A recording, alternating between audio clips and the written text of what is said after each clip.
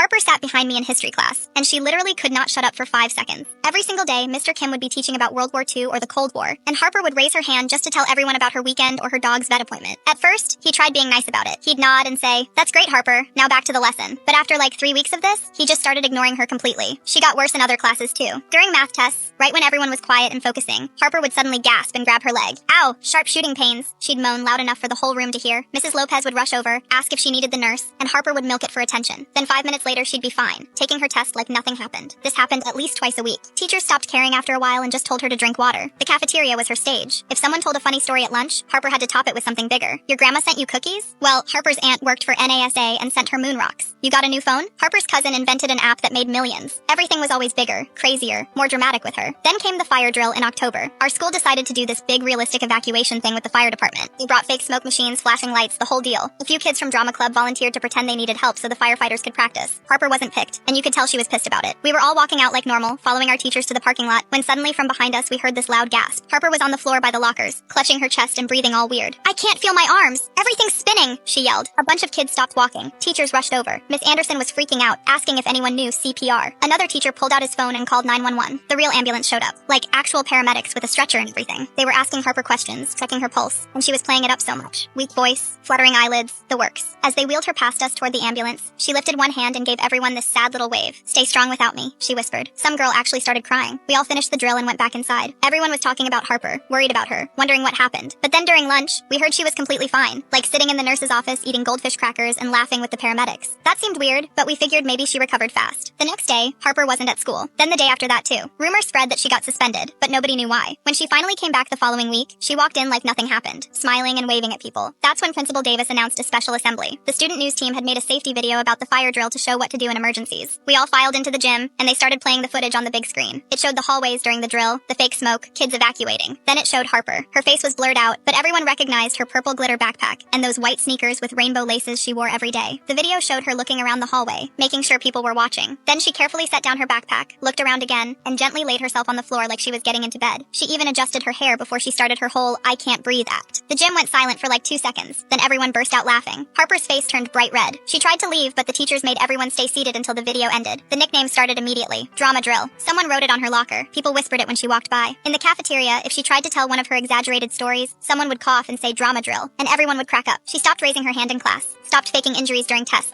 stopped trying to one-up everyone's stories. She just put her head down and stayed quiet. Part of me felt bad, but also she literally called an ambulance and wasted everyone's time for attention. The fire department had to write a report about it. Her parents had to pay a fine. By December, Harper switched schools. I heard she moved in with her dad across town.